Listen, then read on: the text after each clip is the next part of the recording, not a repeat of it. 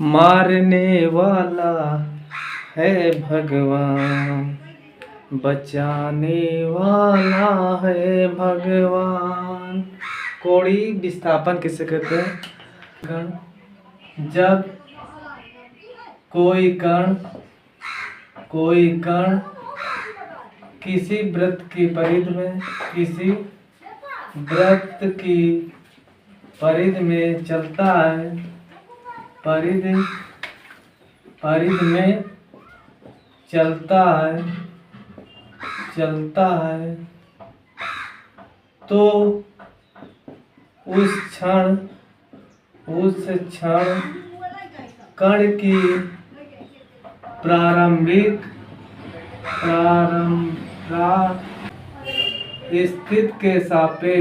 स्थिति के सापेक्ष जितना कोण घूमती है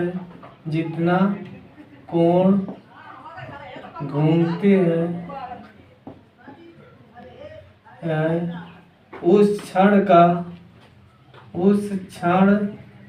का कण का कोणीय विस्थापन कहते हैं। कोणीय विस्थापन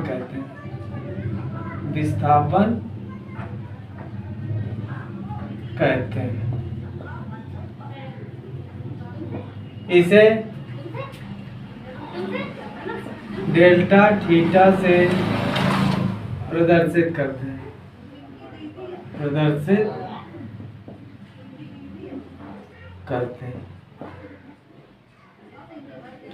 मान लो ये देखो, यहाँ पर सर्किल है, ये है PQ, ये है तुम्हारा R, PQO मान लेते हैं। यहाँ से मान लो ये पहला यहाँ कण है, यहाँ से थीटा अंश कोण बना, कितना है? θ1। ठीक, T1 समय लगा।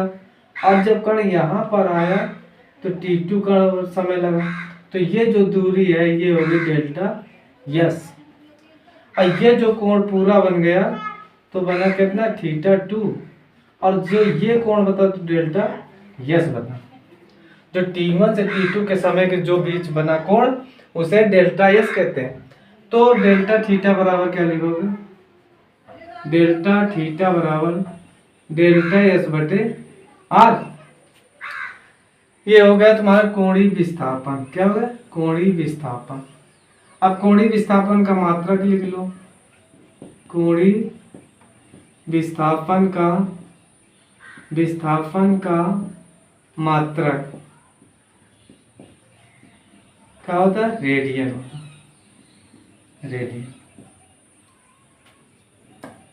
कोणीय विस्थापन का मात्रक क्या हो गया? रेडियन। अब देखिए दोस्तों, कोणीय विस्थापन है कोणीय वेग। कोणीय वेग किसे कहते हैं? कोणीय वेग क्या होता है? कोणीय वृत्तीय गति में किसी कण का कोणीय विस्थापन के साथ कोणीय वेग उस कण का कोणीय विस्थापन उस कण का कोणीय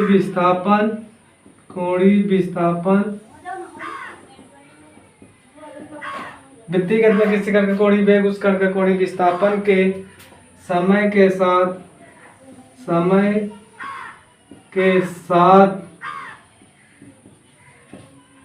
को परिवर्तन दर को कोणीय वेग कहते हैं। क्या कहते हैं? कोणीय वेग कहते हैं। इसे ओमेगा से प्रदर्शित करते हैं। किससे? ओमेगा से प्रदर्शित करते हैं।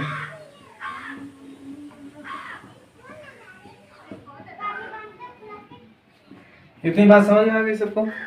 इससे ओमेगा बराबर क्या आ जाएगा? ओमेगा बराबर होगा डेल्टा थीटा बटे डेल्टा टी। अब मान लो पूरा कोण घूम गया। जब पूरा कोण घूम जाएगा तो कितना होगा? कोण हो जाएगा 2 थीटा। कितना होगा? 2 पाई हो जाएगा। कितना? तो ओमेगा बराबर 2 पाई बटे समय कितना टी, समय बराबर टी बराबर क्या होता है 1 बटे आवृत्ति, 1 बटे n होता है। तो यहाँ पर रख दो तो ओमेगा बराबर क्या आ जाएगा 2 पाई बटे 1 बटे n ऊपर चला जाएगा तो कितना आ जाएगा 2 पाई n, यानी ओमेगा बराबर आ जाएगा 2 पाई n। यही आ गया क्या कोणीय वेग, क्या हो गया कोणीय वेग। अब कोणीय वेग का मात्रक क्या होता है, यहाँ पर लिख लो कोणीय वेग का मात्रक क्या होगा रेडियन प्रति सेकंड। क्यों, क्योंकि कोण का होता है रेडियन और समय का हो गया सेकंड।